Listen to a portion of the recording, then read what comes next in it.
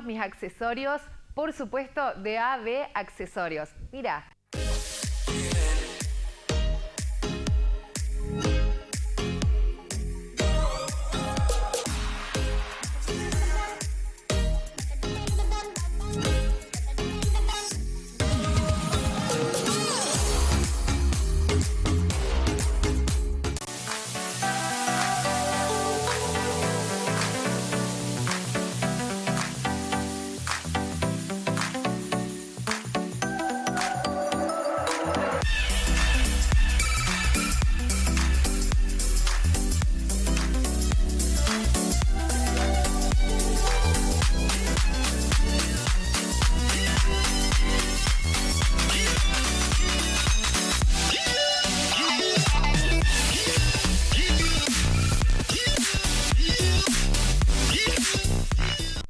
La mejor manera de prevenir el COVID-19 es cuidarnos. Usa barbijo siempre. Guarda la distancia con los otros. Higieniza constantemente tus manos. Seguí disfrutando con todos los cuidados. Si sentís síntomas como fiebre, tos, dolor de garganta, pérdida de olfato o gusto, toma las precauciones necesarias. Quédate en casa y acércate a cualquier centro de testeo. No es momento de aflojar.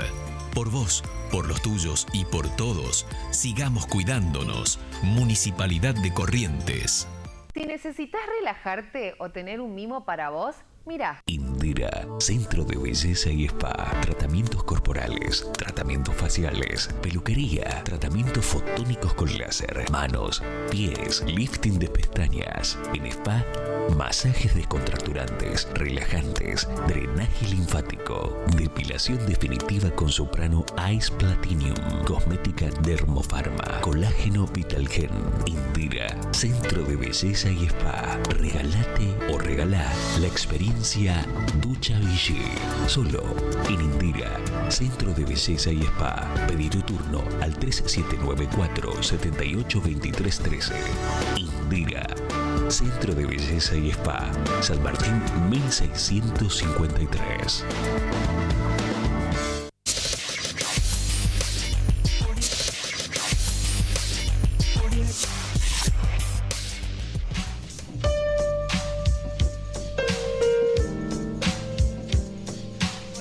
A todos, bienvenidos a una nueva edición de Cata de Libros. Qué lindo poder estar aquí en vivo nuevamente con todos ustedes, acompañándonos del otro lado en esta tarde-noche de miércoles. Ya son las 19:04 en la República Argentina. Qué linda imagen de fondo tenemos de nuestro hermoso puente que divide Resistencia de Corrientes. Bueno, por supuesto, no estoy sola, estoy acompañada, como siempre, una compañía de lujo. ¿Cómo estás, Laila? Pero muy bien, la verdad que, bueno, qué lindo que podamos todavía juntarnos. Sí. No estuvimos el anterior, pero bueno, da mucha alegría saber que la cultura tiene un espacio, así que... Así es, que podemos regresar a estar en vivo. Bueno, por restricciones sanitarias tuvimos que mandar el programa anterior grabado y la verdad que a mí me encanta venir los miércoles, encontrarme con vos, con Martín, charlar con la gente. Así que celebro que podamos estar a la distancia acá, pero juntas. Por supuesto, siempre tomando todas las precauciones, todas venimos con barbijo, alcohol y demás. Sí. Y bueno, y el asunto es poder estar comunicadas, así que sí. ¿Cómo ves que se está cuidando la gente, Laila? Porque creo que tenemos que charlar de eso para generar un poco más de conciencia, de entender que hoy, más que nunca, me parece que hay que cuidarse porque ahora sí está realmente colapsado el sistema sanitario. La verdad que veo que la gente tomó conciencia, al menos yo noté eso en tu entorno, la zona digamos. Donde vivo, yo misma, o sea, hay lugares que ya no vas, se suspendió y la gente obedece. Creo que traspasamos este umbral del miedo para tomar responsabilidad, me parece.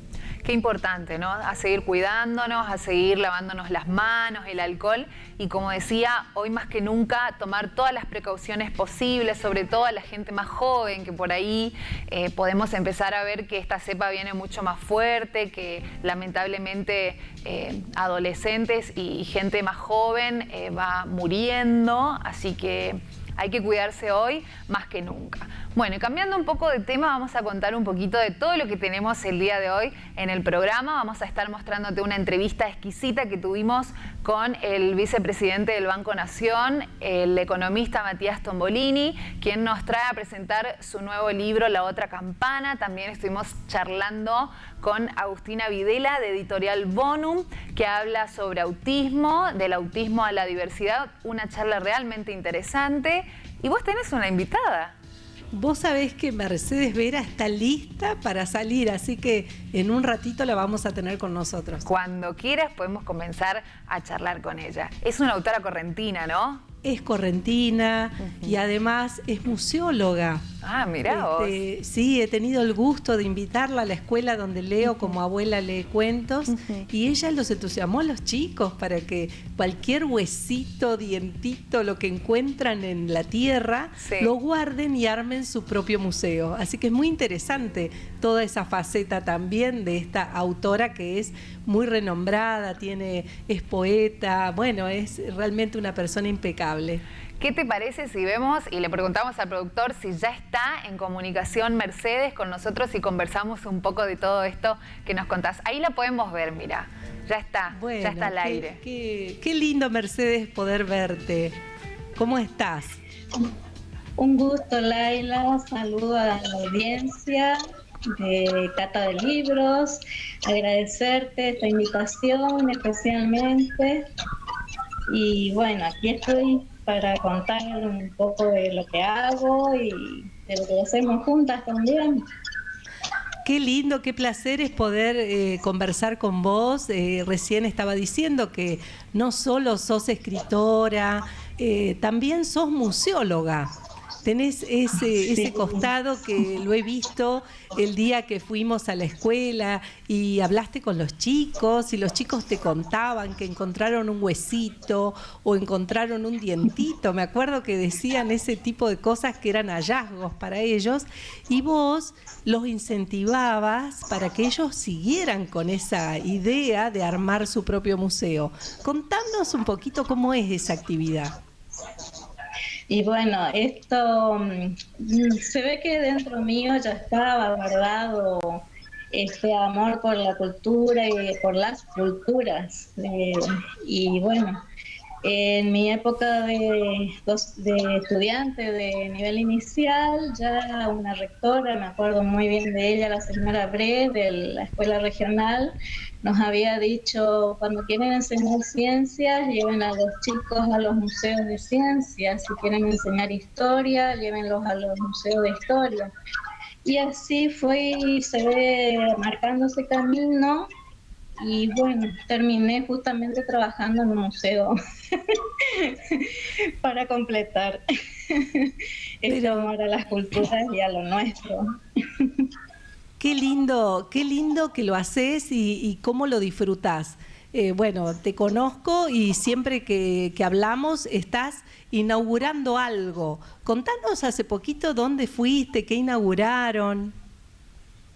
Fuimos a Itatí, justamente cuando el gobernador anunciaba el pase a fase 3 nuevamente. Fuimos esa mañana en un abrir y cerrar de ojos a inaugurar la biblioteca de escritores correntinos e itateños en la Casa Guerí Vallejos, que es Casa Museo. Una casa antigua que pasó la guerra de la Triple Alianza. Imagínense los años y la resistencia de esta casa, ¿no? Que cuando se pueda, en un momento mejor, el que estamos transitando, se pueda visitar. Así que se inauguró esa biblioteca que es exclusivamente de autores correntinos e itateños, para revalorizar a los escritores locales y justamente de la localidad de Itatí. Fuimos con el director del Museo Histórico, el licenciado Fernando González Azuaga, en una reunión muy adecuada a los protocolos de hoy día, con distanciamiento, con barbijos, pocas personas, y con el viceintendente de la localidad y el cura párroco de la iglesia de Itatí, que dio la bendición del lugar, cortamos la cinta, todo ese nombre, así que pasamos un momento muy lindo y bueno, para mediodía ya estuvimos de vuelta. Muy emotivo el acto que tuvimos en Itatí. Bueno, Mercedes, esto que nos decís de la triple alianza, ¿no? Que cuánto que aprender. Vamos a ir, por supuesto, ¿no es cierto, Perla? Sí, claro, que en cuanto se pueda tenemos que ir a conocer, claro que sí. Quiero hablar de vos, de tus obras. Yo acá tengo en la mano Versos del Alma y Tierra Adentro, que lo escribiste cuando estabas de viaje. Estabas rumbo a Bolivia, ¿es así? Contanos un poquito. Claro, inicio mi aventura, digamos, por algunos países de Latinoamérica en el 2009. Y allí empiezo a conocer otras culturas, a mirar más en el fondo de la gente, de sus costumbres. Y bueno, poco a poco fui escribiendo y dedicando versos a distintos lugares que conocí, a su gente, a sus tradiciones, incluyendo la nuestra, ¿no? Y resultó este libro, que ese viaje me llevó a 10 años de un foro latinoamericano de museos, archivos y bibliotecas, que termina justamente yo dedicando versos a esos países en los 10 años de este encuentro internacional en Bolivia. Vos sabés, Mercedes, que dentro de este libro, una de las cosas que me llama la atención, el protagonista suele ser el río. Sí, ahí está nuestro río presente y te cuento, Leila, que ese poema que lo habías leído, que está aquí en nuestro libro, sobre todo dedicado a nuestro Paraná, me dan alegría desde Jujuy, quieren ponerle música. Uy, así qué lindo, mirá qué linda noticia. Qué lindo, de una poesía. Hacer una canción. Hacemos una canción, qué lindo. ¿Y podés recitarnos una partecita? Así que esperemos que pronto también podamos compartir esa canción, porque ahora es solamente poesía. Qué linda, ahí la venís a presentar de nuevo. Sí. ¿Puedes relatarnos un poquito de la poesía? Sí. Voy recorriendo tus montes de senderos silenciosos, persiguiendo los aromas de aire, tierra y soledad. Me penetran los encantos de mi tierra milenaria. Tus historias tan lejanas hoy reviven más y más.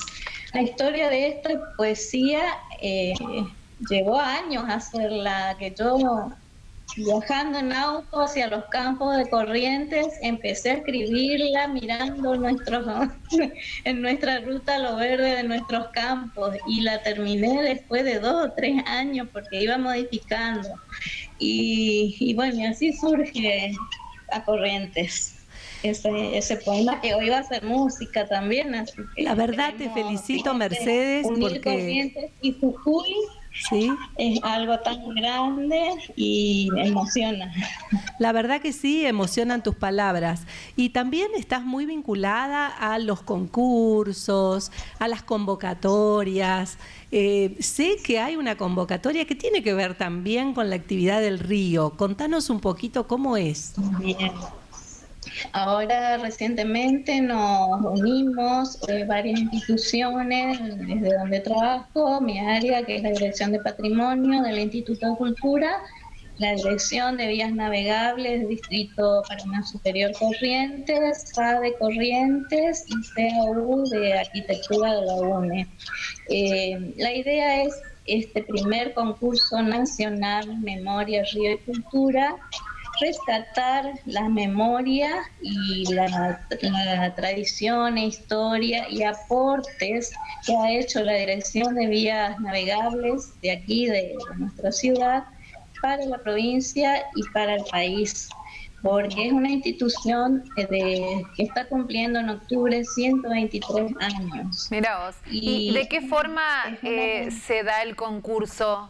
¿Con una poesía, con una canción, con un relato histórico? Un concurso de cuentos y poesías para jóvenes, adolescentes, desde escuelas secundarias a mayores sin límite de edad. ¿Por qué? Porque hay mayores que pasaron por la institución y pueden narrar sus historias a los más jóvenes, que también lo pueden transmitir, ya sean cuentos o poesías, según ellos perciban estas narrativas. Y también las personas que pasaron por la institución pueden volcar sus vivencias en un cuento o en una poesía. Es a nivel nacional porque la Dirección de Vías Navegables es una entidad nacional, así que no solamente va a abarcar a escritores o no escritores, aficionados a las letras que quieran enviar sus trabajos. ¿Y dónde pueden enviarlos? ¿Cómo? ¿Dónde pueden enviarlos? Tenemos hasta el mes de julio, se envían todos por correo, memoriariocultura1@gmail.com. Bien. Ya están los medios también, la información, así que dirigirse a mi persona, me encuentran en Facebook o a mi correo particular, merce1vera@gmail.com. ¿Podemos subirlo al Instagram y al Facebook del programa? Totalmente, así es. Al que quiera participar, que nos escriba y los conectamos. Claro, fíjate vos que se trata nada más ni nada menos que los custodios de nuestro río. Qué lindo. Son aquellos que han cuidado este lugar que para nosotros es natural. Sin embargo, bueno, ellos han estado. Hay gente que desde los 12 años trabaja en esa institución. Estuve en el primer encuentro donde contaron sobre este concurso y ahí me enteré porque tampoco sabía, había un montón de cosas que no conocía. Así que muchísimas gracias, Mercedes. Y también te quiero preguntar acerca de este trabajo sobre el Bicentenario, donde estás uniendo Perú también y Argentina. Bueno, es una convocatoria que lo estamos cerrando a fines de mayo, pero pensaremos en una semana o dos más extenderlo un poquito más. Ya van 10 países participando y 28 instituciones nacionales e internacionales que apoyan esta convocatoria. La denominamos Estampas de los Bicentenarios. ¿Por qué? Porque es un homenaje que queremos hacer desde Perú y Argentina, unidos los dos a través de nuestro libertador José Francisco de San Martín, que fue el creador de la Biblioteca Nacional de Perú, un correntino que donó su fondo bibliográfico para esta biblioteca y está cumpliendo 200 años.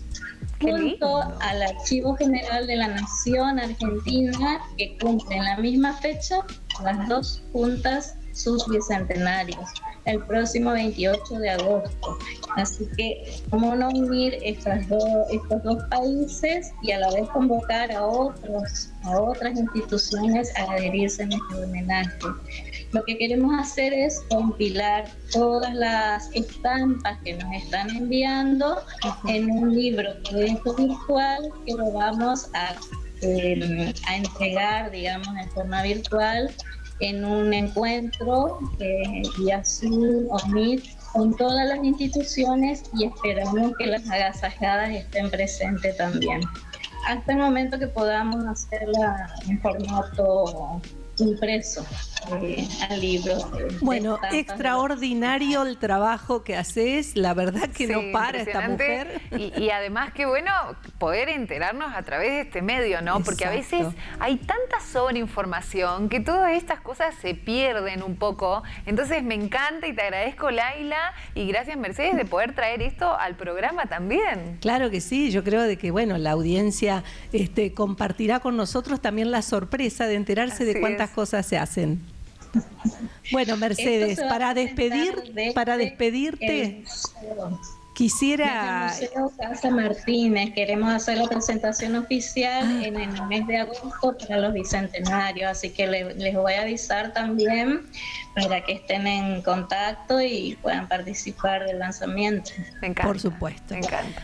Nos vamos a despedir, Mercedes. La verdad que te agradecemos muchísimo porque te presentás así con nosotros y sos una mujer tan valiente, tan capaz, que realiza tantas cosas por nuestra provincia. Y quería decirte, ¿quién era la pequeña Mercedes? ¿Cómo fue que surge de esta pequeñita, surge semejante mujer que actúa y trabaja por la cultura? Y creo que era ya una soñadora, le gustaba la música, me acuerdo de las clases de música, que era lo que más me llamaba, tal así que nació el canto coral, porque soy miembro de un coro, inspiradora del primer coro guaraní de aquí de Corrientes, que también ha estado en Paraguay, y bueno, hay artista en cierto modo, y también por las letras, por las poesías, quizás es un poco perfil bajo, pero afloran cosas y se concretan, que es lo que me gusta. Muchísimas gracias, Mercedes. Así sos, una persona que concreta y que va para adelante.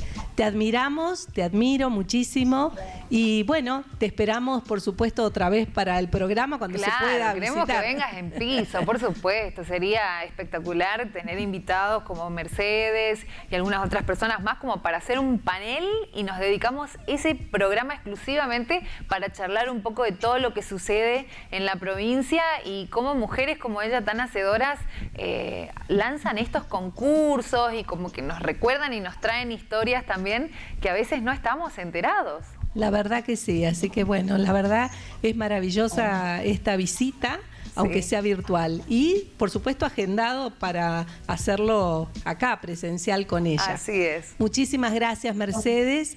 Y bueno, será la próxima. Un abrazo, saludos a todos. Hasta la próxima. Bueno, qué linda historia. Me encantó, la verdad. Es una persona sumamente capaz, que brilla. Vos la escuchás y la trayectoria de vida que tiene es magnífica, siempre dedicada a la cultura, de su camino de ser maestra jardinera, fue estudiando y nutriéndose de los museos y fue estudiando también y se transformó en nuestra querida Mercedes, la Meche, como le dicen todos.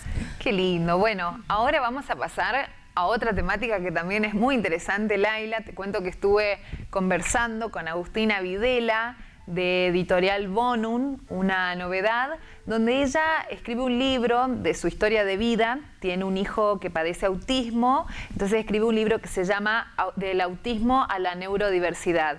Y bueno, quisiera mostrarte la entrevista, que por favor todas la vean. Es realmente muy interesante lo que ella aporta en esta entrevista. Creo que nos quedamos cortos, me hubiese gustado poder charlar un poco más, pero te mostramos una breve parte de lo que fue la charla con Agustina Videla. Bueno, ahora vamos a charlar con Agustina Videla, quien es la autora del libro único del autismo a la neurodiversidad de Editorial Bonum. Por supuesto, ya estamos en comunicación con ella. Bienvenida, Agustina, ¿cómo estás? Muchas gracias por acompañarnos en Cata de Libros. Hola, ¿qué tal, Perla? Muchas gracias por la invitación. Bueno, Agustina, de la experiencia de vida al libro, contanos cuál fue el punto de inflexión que te llevó a decir: quiero transmitir de alguna manera lo que me pasa o lo que viví para poder, supongo, ayudar y poder dar un poco de alivio a otras madres, ¿no? Mira, la verdad que honestamente, primero yo lo pienso como que fue un proceso personal. Que yo necesitaba hacer y lo que daba la escritura era la elaboración de lo que me estaba pasando, y una vez que eso empezó a tomar como mucho contenido y yo sentía que era algo útil, fue que empezó la idea de querer publicarlo. Bueno, y vos en el prólogo decís: confío en que sirva de compañía. ¿Qué te sucedía? ¿Qué te llevó a decir, bueno, sí, voy a escribir, quiero acompañar a otras madres, a que la gente conozca un poco más al respecto también, porque mucho se desconoce? Sí, yo no creo que fue un camino, digamos, que fui haciendo a la par. Creo que me identifico tanto como autora como lectora, ¿no? Entonces creo que me sentía que tenía que escribir el libro que yo tenía que leer, de alguna manera, ¿no? Y en el camino también sentía que cada vez que yo clarificaba algún concepto, que había algo que se me iluminaba de alguna forma, porque aprendía estrategias o aprendí información que me estaba sirviendo. Sentía primero que nada que eso era muy importante de comunicar con mi entorno para poder unificar una visión sobre la manera en que yo estaba observando a mi hijo y pensaba sobre él. Entonces después pensé que claramente este proceso también podía serle útil a otras familias que fueran a atravesar su proceso personal, claro, pero que lo que yo estaba viviendo podía ser un ejemplo que ellos iban a trasladar a su propia realidad y a sus propias experiencias. ¿Cómo se llama tu hijo? Mi hijo se llama Lucas. ¿Cómo vive Lucas? ¿Cuántos años tiene y cómo vive este aislamiento? ¿Cómo te tocó? ¿Fue fácil, difícil? Mira, Lucas tiene 13 años. Yo cuento un poco en el libro que nuestro proceso empezó cuando él tenía 2 años y medio. Hasta los 8 fue un momento de mucha dificultad, de mucho desconcierto. Y el periodo en el cual yo me centro a escribir es entre sus 8 y sus 10 años, ¿no? Y lo terminé de escribir casi hace 3 años el libro. Hoy por hoy Lucas está muy bien, los desafíos van cambiando, la realidad va modificándose cotidianamente, pero bueno, me siento con otras herramientas para acompañarlo, con otra cabeza, digamos, más amplia. Y en cuanto al aislamiento, tenemos la suerte de estar en un espacio cómodo, de tener una casa con una terraza que pueda estar al aire libre, pero particularmente ahora me estoy concentrando, estamos organizando en estas nuevas siempre ideas que vamos indagando para acompañar este desarrollo, podemos decir, más individual. Sí. Pensamos en un club virtual de manga y anime, que es lo que a él le gusta. Qué lindo. Lee muchos mangas, claro. Y es de alguna manera, bueno, estos libros de la cultura japonesa, de dibujos, son cómics japoneses. Y organizamos un club de manga que está funcionando muy bien y es un elemento, digamos, que lo está sosteniendo de alguna forma en una comunidad, dentro de un grupo, en este momento de virtualidad y, como vos bien decías, de aislamiento también, ¿no? La importancia de ponerse en la piel del otro, ¿no? De tener un poco más de compasión, entendimiento, y también esta cosa que se da mucho del famoso bullying, sobre todo en la primaria, cuando somos más chiquitos, de que de repente señalamos mucho al que es distinto, al que no es igual a las mayorías. La verdad que muy interesante la postura. Bueno, ¿y qué más podés contarnos con respecto a tu experiencia? Porque yo quiero hablarlo no generalizado, sino directamente.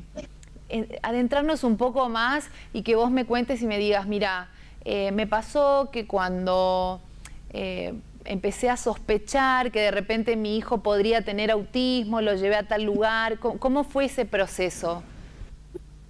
¿Con qué te encontraste? Mira, nosotros empezamos con dificultades, digamos, a los 2 años y medio, cuando el jardín nos señaló que Lucas no se comportaba de la manera esperada, todavía no hablaba, tenía muchos berrinches, muchos enojos, y yo rescato mucho el tema de los enojos y del mal comportamiento. Es algo muy importante, porque muchas veces creo como sociedad todavía seguimos juzgando a los chicos, como vos contabas también, esto de señalar. Claro. Está también esta idea del chico mal educado, del chico que se porta mal. Como padres nos sentimos muy responsables, nos sentimos culpables y pensamos que la solución es la disciplina y es ser más estrictos y es el castigo. Y yo fui por todo este camino durante un tiempo prolongado, ¿no? Y creo que es muy triste, porque hay muchas veces, yo creo ya en este momento que siempre, la conducta es una manera de comunicarnos. Y cuando las personas no encuentran una manera adecuada de comunicarse, se comunican de una manera inadecuada. Pero lo que quieren es comunicarse. Entonces, el desafío como padres es poder ayudarlos a desarrollar las habilidades que les están faltando para que la conducta cambie. Pero no es corrigiendo la conducta que se cambia. Y eso yo lo entendí después de bastante tiempo. Entonces, uno de mis compromisos es poder comunicar esto a otras familias para ayudarlos y para evitar como ir en un camino equivocado, más allá de que tengamos o no un diagnóstico determinado. Claro. No sé si se entiende lo que quiero decir. Sí, totalmente. ¿Y cuáles fueron algunas de las soluciones, por así decirlo, puntuales que vos puedas contarnos que te llevaron a tener una mejor relación con Lucas, de poder entenderlo, de poder quitarte un poco esta frustración que vos mencionabas? ¿Cómo fuiste encontrando y cuáles fueron como esas soluciones para con la relación con él? Sí, mira, un camino que para mí fue importantísimo fue el descubrimiento del mindfulness. El mindfulness es esta habilidad, ¿no? Más allá de la meditación, del momento donde uno puede concentrarse en la respiración como una herramienta de regulación emocional. El mindfulness es la idea también de ser más conscientes de nuestras acciones y de nuestras emociones. Y cuando un nene tiene muchos enojos y tiene conductas agresivas, uno también entra en un estado de alerta y de defensa. Entonces, se pone en una situación como si esto fuera personal, fuera contra uno, ¿no? Y tantas veces que decís, bueno, no me hagas esto, ¿por qué te encaprichás de esta manera? Como si te hubieras dirigido. Claro. Y la realidad es que el enojo, el primero que sufre el enojo es la persona que se enoja, ¿no? Entonces, poder tener más, como vos decías, más compasión y más tolerancia, pasa en gran medida por ser conscientes de no tomarlo personal lo que está sucediendo. Claro. Entender la conducta del otro, de ponerse en la piel del otro, para sacar la cuestión del ego, del pensar que tiene que ver con una cuestión de respeto, de poder, de autoridad. Que todas estas cuestiones realmente lo que hacen es que nublan de alguna forma nuestro entendimiento y nuestra capacidad de generar empatía, para poder entender más allá de la conducta cuál es la dificultad de esa persona y qué es lo que está necesitando. Así que el mindfulness fue una de las herramientas que me ayudó mucho, y a partir de ella, bueno, hay diferentes ideas como la flexibilidad en uno, ¿no? O sea, es como que de alguna manera, en líneas generales, tiene que ver con modelar con la conducta, ¿no? Algo tan viejo como el sol, claro, de no querer enseñar al otro, sino de mostrar con el ejemplo. Y además, entonces, si yo tengo un hijo, sí, perdona. No, esta tendencia también un poco global en la sociedad que cada vez nos lleva más al individualismo. Con respecto a las distintas herramientas y soluciones, ¿cómo viene esta ley del cannabis? ¿Se está aplicando? ¿Qué pensás al respecto? Es una herramienta muy interesante y muy importante. El aceite de cannabis está demostrado que da buenos resultados en ayudar a poder ¿Cómo bajar? ser una herramienta más para poder contribuir a la regulación emocional de algunos nenes que tienen mucha irritabilidad, mucha irritabilidad, ¿no? Que se irritan muy rápidamente. Y la ley ya fue promulgada y el aceite de cannabis hoy por hoy es una opción a la medicación tradicional que yo estuve experimentando con Lucas y sí, me parece que es un buen paso, ¿no? Que se ha dado. Qué bueno, qué bueno. Y con respecto a políticas públicas, vos como madre de Lucas, ¿cómo ves que se trabaja? Si hay una mirada realmente al autismo, si se generan herramientas. Mira, yo personalmente estoy en un camino donde para mí es más profundo el cambio que se necesita, ¿no? Para más mí social. El cambio tiene que ser con una verdadera inclusión de la neurodiversidad en el sistema escolar, ¿no? Claro. Eso sería lo necesario, porque si no, uno sigue patologizando. Claro. y digamos, diagnosticando. De hecho, esto es una de las grandes contradicciones, creo, de la actualidad, ¿no? Porque vos escuchás en todos los medios que el autismo, por ejemplo, no es una enfermedad, es una condición, pero sin embargo, para poder tener un diagnóstico que te habilite un apoyo escolar, vos necesitas un certificado de discapacidad en la escuela. Entonces, o sea, para las familias es muy contradictorio. O sea, por un lado uno tiene que como digerir esta idea de aceptación de que tenés un hijo que tiene una discapacidad, cuando por el otro lado ya científicamente ni siquiera se considera de esa forma. O sea, ciertas diferencias en los cerebros de los seres humanos son absolutamente dentro de esta diversidad que no es trastorno, ni es enfermedad, ni es anormal.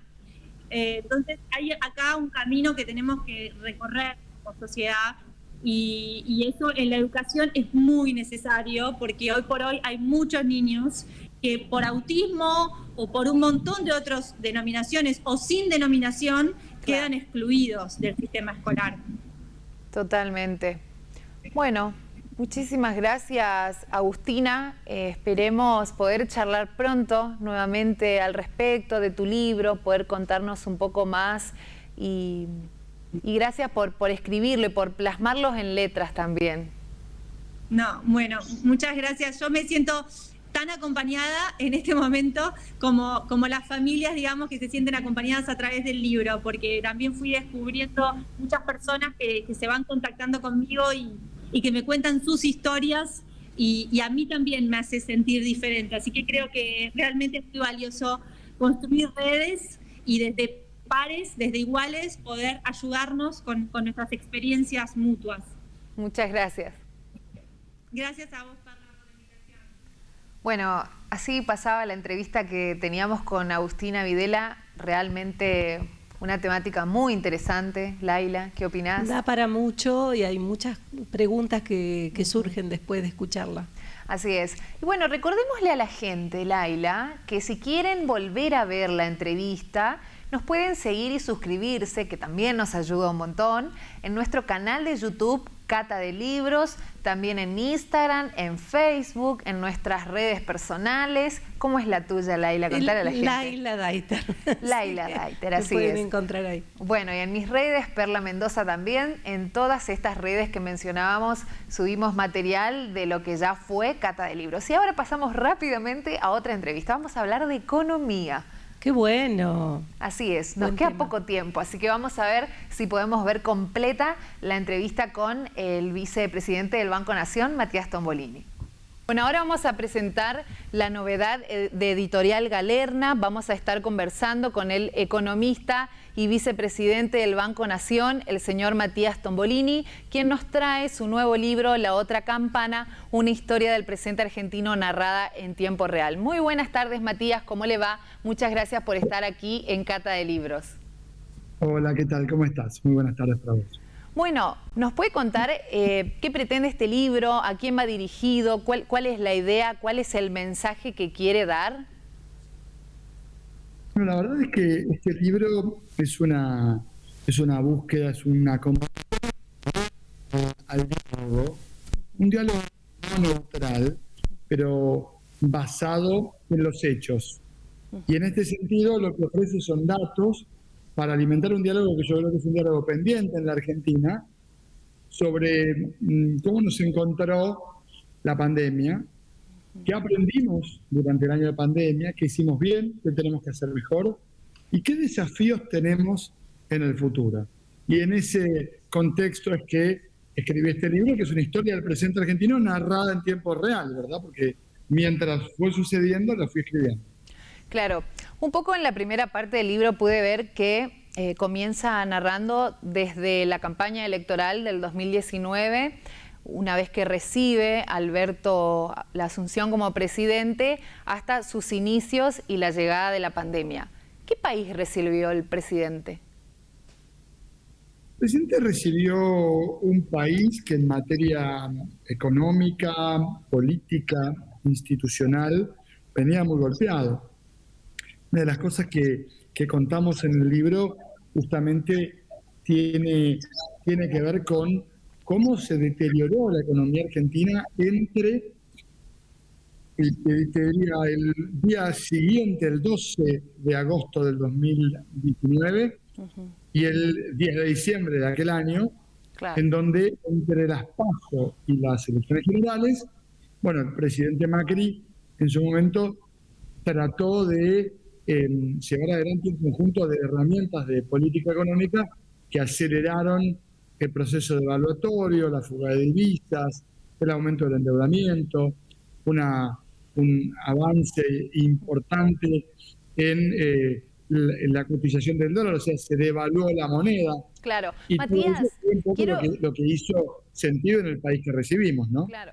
Quiero hacer hincapié en esa parte porque estamos en un momento en que lo que sucedió ayer ya nos olvidamos, esta sobresaturación de información, y quiero que le recordemos a la gente un poco más en ese lapso de las elecciones a la asunción del nuevo presidente, ¿a cuánto se disparó el dólar? Por dar un ejemplo. Bueno, el dólar pasó de 46 pesos a 62, en términos redondos. Es decir, un aumento prácticamente de 40 puntos. Además, las reservas líquidas cayeron en el orden del casi 55% de las reservas disponibles y 35% de las reservas brutas.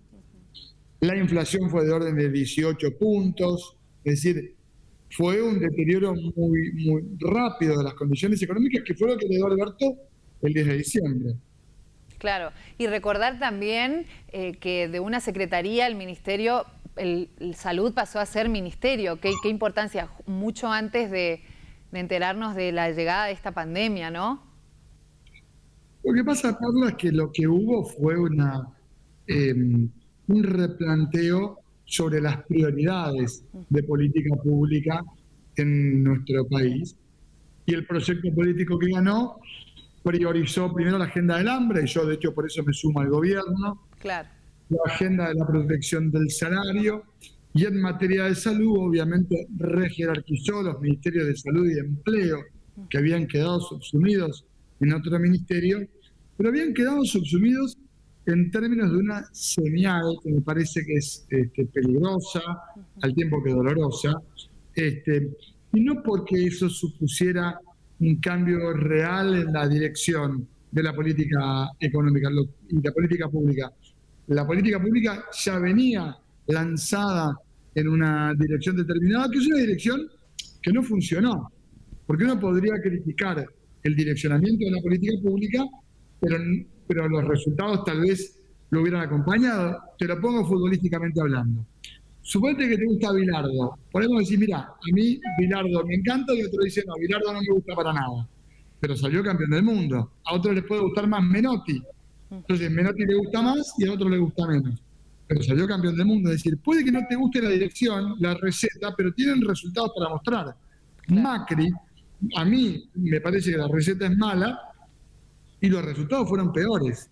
Por eso me parece que es una receta que tenemos que tratar de no volver a probar. Al contrario de lo que él plantea en su libro Primer Tiempo. El libro un poco es una respuesta, por eso es otra campana. Hay otro relato al que escuchamos todo el tiempo en los medios de la oposición, que cuando lo vinculas a los datos, bueno, aparece justamente una alternativa de hacer política económica a la que hizo el gobierno del ingeniero Macri. Claro. ¿Qué aborda la política de mitigación? Bueno, un poco lo que contamos allí en el capítulo 11, en lo que se llama mitigaciones, cuáles fueron las estrategias que el gobierno nacional desplegó frente a la pandemia. Es decir, a ver, la pandemia fue como un paro cardíaco en la economía. Y frente a un paro cardíaco, la Argentina, además, era un paciente, ¿cómo decirlo?, que tenía más enfermedades prevalentes que el resto de la región, porque venía muy endeudado, venía en default, venía con una inflación de 53%, un desempleo de 2 dígitos, una pobreza de 35 puntos, venía de aumentar la luz en el área metropolitana, se había multiplicado por 20, el gas por 10, el agua por 9 y los salarios solo por 3, y el transporte por 4, es decir, el consumo se había caído 10% en la Argentina, se habían caído las inversiones. con esas enfermedades prevalentes para atender al paciente con un paro, ¿qué hizo el médico? ¿Qué hizo el Estado? Bueno, viabilizó políticas de ingreso, es decir, el IFE y el ATP, que el ATP fue, el IFE, recordemos, ingreso familiar extraordinario. Fortaleció el programa de la tarjeta alimentar, ofreció bonos para jubilados, pensionados y beneficiarios de AUH, y el ATP, la asistencia al trabajo y la producción. Bueno, lo que hizo ese programa básicamente es poner sobre la mesa complementos salariales para las pymes, para las grandes empresas, crédito a tasa cero para monotributistas, crédito a tasa subsidiada. Solo nosotros en el Banco Nación ofrecimos unos 70.000 millones de pesos en créditos justamente para la pequeña y la mediana empresa, como un programa para tratar de que el paciente salga de ese paro cardíaco, que por supuesto ha tenido consecuencias que se ven hasta el presente. Claro. ¿Cómo se construye la nueva normalidad desde la perspectiva post-pandemia de la otra campana? Bueno, la nueva normalidad, veo que estamos repasando los capítulos del libro, Perla lo has leído muy bien, capítulo 20, en este caso, si yo mal no recuerdo, tiene que ver con la parte final, en donde en el libro, bueno, lo que estamos repasando, la primera parte tiene que ver con qué país se recibió, qué es los sueños, qué país empezó a pensar hasta el 20 de marzo, que empezó la pandemia. Después el libro aborda lo que se llama comandante en jefe, ¿sí? Este tiempo en donde estábamos todos alineados atrás de la visión de Alberto para combatir la pandemia. Después viene la primera parte de la distancia, si querés, social, cuando se empiezan a separar oficialismo y oposición. Después viene la competencia de narrativas, y la discusión sobre los recursos, la renegociación de la deuda, el problema con el dólar, y después viene la reconstrucción, que es un poco una mirada, una propuesta para lo que viene, y ahí viene lo que mencionás vos, que es la nueva normalidad, que no es otra cosa que una lectura sobre la Argentina que viene, pero la Argentina que viene pensada, Perla, desde una perspectiva nacional. Yo soy santafesino y a veces veo cierta lectura sesgada de lo que viene y de lo que hay, como si todo se pareciera a lo que pasa aquí en Buenos Aires. Y la verdad que la Argentina no es los barrios más ricos de la ciudad más rica del país. La Argentina es un país que es la octava extensión territorial del mundo. La Argentina es un país diverso culturalmente, económicamente, geográficamente, en su naturaleza.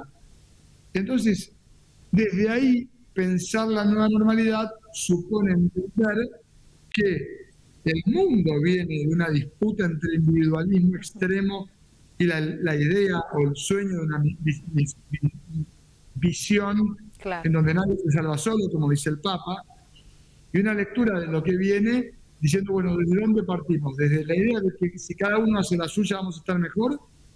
¿O desde la idea de que si comprendemos el problema, que el problema empieza entendiendo el problema de los demás, vamos a encontrar una solución colectiva? Bueno, ahí un poco aparece esta nueva normalidad, que también tiene una dimensión hasta medioambiental, en esta idea de vuelta del Papa del cuidado de la casa común, que es una agenda que vos, si te fijás, hoy mismo Estados Unidos está retomando luego del fracaso de la experiencia de Trump al frente de Estados Unidos. Claro. Bueno, y quisiera charlar un poco, porque me parece también que toda esta cuestión, esta crisis, sobre todo al sector de clase media, volviendo al tema, incita un poco y nos lleva, y lo digo hasta de manera personal, a la informalidad. ¿Qué herramientas Tombolini propone o cree que pueden aplicarse para incentivar a que se contrarreste la informalidad, tanto de empleados como el comerciante, el empresario, y así también poder seguir trabajando con un mayor ingreso, ¿no?, en políticas públicas? Bueno, yo creo que la informalidad en la economía argentina es una de las grandes agendas que tenemos pendiente en América Latina en general, te diría. que es la mejor forma de pagar menos impuestos, que todos paguemos impuestos. Ahora, yo lo que propongo en el libro, al final, en el capítulo 22, que se llama Zoom sobre el futuro, una reforma tributaria que haga foco no en bajar alícuotas, sino en realidad sí bajar el IVA unos puntos, pero lo que propongo es que el monotributo deje de existir, pero que deje de, tratar de simplificar el régimen impositivo para que quien hoy es monotributista sea responsable inscripto, pero que todo lo que el monotributista, la monotributista compra pueda ser considerado como crédito fiscal, es decir, que te hagan una factura A, para que uses ese crédito fiscal justamente a la hora de hacer lo que se llama débitos y créditos y calcular el impuesto a pagar durante 3 años para el IVA y para ganancias. Básicamente esto lo que hace es que probablemente termines pagando menos que lo que pagás con el monotributo, pero que para pagar menos tengas que pedir factura por absolutamente todo. Y entonces, en el almacén de la esquina vas a pedir ticket porque te vas a ahorrar el 20%, el 21% de todas tus compras, justamente porque te vas a poder tomar ese porcentaje de IVA para descontarlo de tu pago habitual de impuestos. La idea es que el incentivo para formalizar la economía esté del lado de la sociedad y no del lado de la represión, ¿no? Entonces, que vos seas la que pide la factura no solamente porque es bueno para todo el mundo, sino porque también vos tenés un beneficio. Compartir el beneficio del blanqueo de la economía sería. Mira vos. Bueno, también está todo un sector de la población, ¿no?, que ni siquiera puede pensar en pagar un monotributo y que yo veo que hay mucha gente que no sabe incluso que existe hoy un monotributo social, por ejemplo. Hablando un poco de este tema, ¿cuáles son las políticas o con qué viene trabajando el Banco Nación como para decir, bueno, vamos a incentivar a que esto cambie? El Banco Nación básicamente articula las políticas del gobierno nacional promoviendo la creación de empleo, promoviendo el fortalecimiento de la pequeña y la mediana empresa, el comercio, básicamente con herramientas de crédito que tienen que ver con créditos a tasa cero para monotributistas que se dediquen al turismo, créditos a tasa cero para gastronómicos que quieran adquirir, estufas para poder atender en el exterior, créditos a tasa subsidiada para capital de trabajo, para recomponer el capital de trabajo, o sea, para comprar mercadería para vender, créditos a tasa subsidiada, me refiero a 24%, 18%, 22%, o sea, la mitad de la tasa de inflación, para poder invertir a 4 años, a 5 años, todo con periodo de gracia, con 6 meses, con 1 año de gracia, justamente para poder reconvertir la pequeña y la mediana empresa de cara a lo que viene y para poder justamente, como decíamos antes, la economía tuvo un paro cardíaco, ¿cómo atendemos el paciente? Por un lado, política de ingreso, asistencia directa para que el consumo se mantenga, y por otro lado, para bajarle el colesterol, para bajar la tensión arterial, para que baje de peso nuestro paciente, políticas de fondo, esto es, asistencia para la inversión y para la producción. Y el Banco Nación, que es el brazo financiero del Estado Nacional, despliega justamente esta política. Pero como no hacemos todo bien, aprovecho esta oportunidad para pedirle a aquellas personas que nos están viendo que me cuenten, me lo pueden contar en Instagram, en mis redes sociales, síganme, cuéntenme por mensaje privado qué estamos haciendo mal, qué podemos hacer mejor. Si viniste al Banco Nación y alguna atención no fue la que esperabas, porque no vamos a poder mejorar si no nos enteramos qué estamos haciendo mal. Y no nos vamos a enterar qué estamos haciendo mal si no escuchamos. Claro. El servidor público está obligado a escuchar, si no, no está cumpliendo el contrato que tiene celebrado, que tengo celebrado con la sociedad. Creo que es importante poder hacer un foco ahí de apoyar a los nuevos emprendedores y sobre todo a los jóvenes. Absolutamente, pero el apoyo no siempre es estrictamente financiero o económico. Muchas veces el apoyo tiene que ver con asistir a los y las jóvenes emprendedores y emprendedoras desde el punto de vista técnico, en cuanto a la evaluación del negocio, la formulación del proyecto, la viabilidad, la provisión de herramientas que tienen que ver justamente con la evaluación del plan de inversiones que tiene este emprendimiento, que muchas veces es una buena idea, pero una buena idea no quiere decir que sea un buen negocio. Y ahí es donde aparece a veces esta confrontación entre sueños y realidades que requiere asistencia por parte no solamente de los bancos, sino muchas veces lo que requieren es un subsidio. El banco no otorga subsidios, para eso están los municipios, las provincias y el Estado Nacional. Claro. Tombolini, muchísimas gracias, y a la gente decirle que bueno, esto es un poco de lo que se va a encontrar en su nuevo libro La Otra Campana, una historia del presente argentino narrada en tiempo real. Un placer siempre, esta es la segunda vez que nos acompaña en Cata de Libros, así que muchas gracias por eso. Gusto enorme, acá está la tapa del libro, no se olviden, siempre uno que pasó por los medios, cuando haces el chivo, tenés que volver la tapa, así que yo estoy mostrando en pantalla. Así es. Bueno, esta es una parte de la entrevista que teníamos con Matías Tombolini, que si querés revivirla, podés verla en el canal de YouTube Cata de Libros. Seguinos, suscríbete y bueno, y ahí todos los miércoles estamos subiendo el material del programa en vivo. Se nos termina el programa, Laila. Bueno, nos vemos la próxima. Nos vemos la próxima, si Dios quiere. Ojalá que podamos hacer nuevamente el programa en vivo. Recuerden cuidarse, lavarse las manos, no nos olvidemos del alcohol, no nos relajemos. Hoy más que nunca creo que es momento de quedarnos en casa. Sí, seamos responsables. Seamos responsables. Así nos despedimos. Nos vemos el miércoles que viene, 19 horas, en Cata de Libros. Chau, chau.